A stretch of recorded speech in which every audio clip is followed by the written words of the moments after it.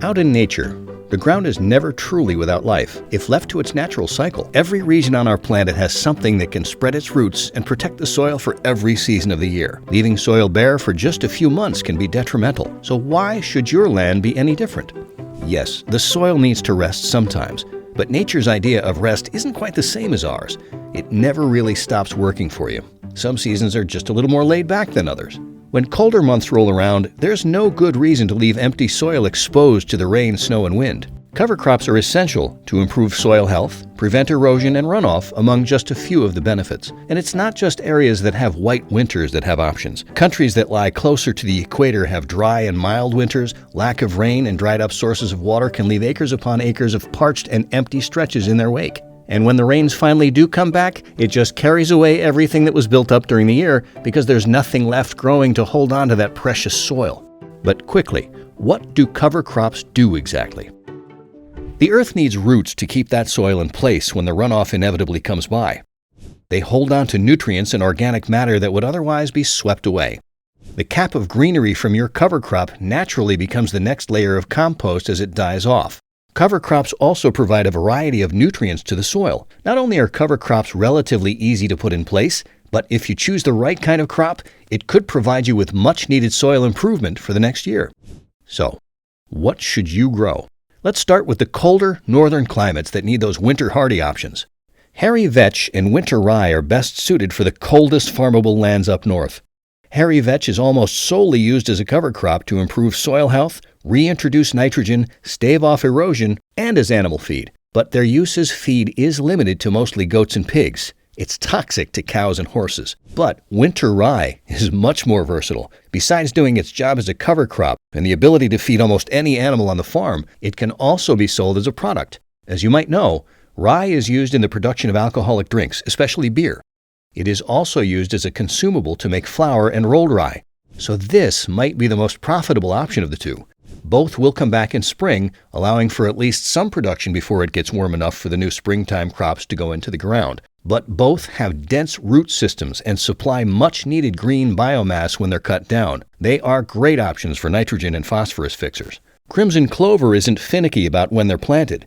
They can serve you as a cover crop right through the year, if you have a space that you don't want to leave bare, or if you need some extra feed for your livestock. They can tolerate temperatures as high as 50 degrees Fahrenheit, all the way down to 0 degrees Fahrenheit. Winter peas. Originally from snowy Austria, winter peas are wired to stretch their growing season to survive temperatures that would push the boundaries of almost every other pea variety. They tolerate highs of 85 degrees and lows of 25 degrees and are eaten by both people and animals, so there is enough market value there to make it worth your while. But it's the nitrogen they give back to the soil that makes them so appealing. That plant matter will give your soil the buffer of organic material it needs and supply next season's crops with some much-needed replenishment. Winter wheat. Wheat is absolutely a cash crop, and they have higher yields than spring and summer wheat varieties. There will never be a shortage of demand for wheat, and it's by far the best bang for your buck on our list. Furthermore, wheat grows so fast that it outcompetes any weeds, and under the right conditions could go dormant for the final stretch of the cold season before it bounces back in spring to continue its production. They're adept at surviving temperatures that go as low as 20 degrees, but anything below -5 degrees will kill it off entirely. Winter barley. This is one of the cereal crops that require the shortest amount of time to go from seed to harvest.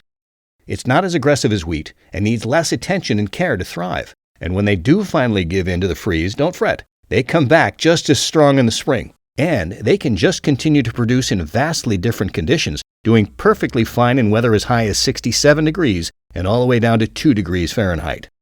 Beans. Beans offer a wide variety for you to choose from. Vespa, Honey, Bumble, Norton, Vincent, and Wizard beans are all fantastic options for cold winter. They don't have much difference in the conditions or care they require, and whichever one you choose will depend on what you want from your specific bean. Winter beans can serve you all the way up to Zone 8, and as long as temperatures don't go below 10 degrees Fahrenheit, they will be incredibly productive for you. The biomass it leaves behind is one of the best sources of nitrogen you could ask for.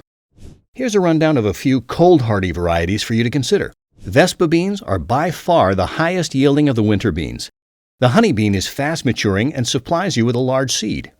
The Bumble is popular for both human and animal consumption, and is also known for giving large amounts of produce. Norton's like wetter conditions. Vincent matures a little later than its counterparts, but it can claim the highest protein content. Wizards, as their name might imply, are magically adapted to almost any kind of soil. They give big in protein content and yield. And let's not forget about our friends who live in lands that don't have snow to contend with, where winter brings temperatures and droughts that can render fields into barren wastelands in just a few months. Field peas, oilseed radishes, and oats are all fast-growing and relatively low-maintenance options.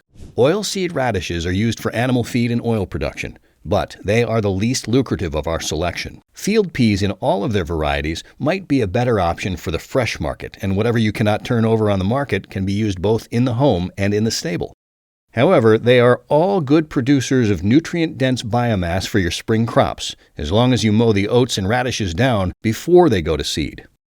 Sorghum is edible to humans and animals, but that's not why it's on our list. It's because sorghum is ideal for repairing neglected and over-farmed fields.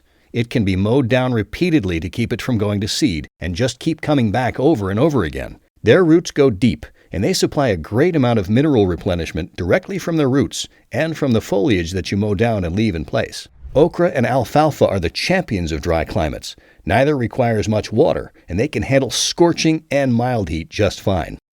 Okra's fibrous stems absorbs pollutants and toxic runoff, so besides giving back basic soil amendments, they go a long way to repair chemical interference. It's a good idea to look at okra when you're working with newly acquired land, and the previous owners might not have been as mindful of pesticide use as you are. Alfalfa's deep taproot is going to keep the ground intact to the greatest depths, and it's the most drought-tolerant participant on our list by a landslide. It can be mowed down repeatedly for years on end, and they never cease to come back. Alfalfa is one of the most nutrient-dense animal feeds you can grow. Its use as horse feed is especially in high demand. So, whether your goal is to put organic matter back into the soil, to improve your soil structure and drainage, or if you want to reduce soil erosion when thaw runoff rushes by in the spring, cover crops are extremely helpful to keep your ground as healthy and productive as possible. Letting your soil rest doesn't mean it won't be productive for you. You might just find that it's more lucrative than you ever imagined it would be. So plan ahead for greater health of the land and greater success of your holding. So tell us, what are your plans for your land this winter? And did you learn of some new options that you weren't aware of before?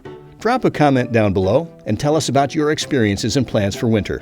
And don't forget to subscribe so you don't miss any new uploads. Until next time, keep sowing, keep growing, and keep learning.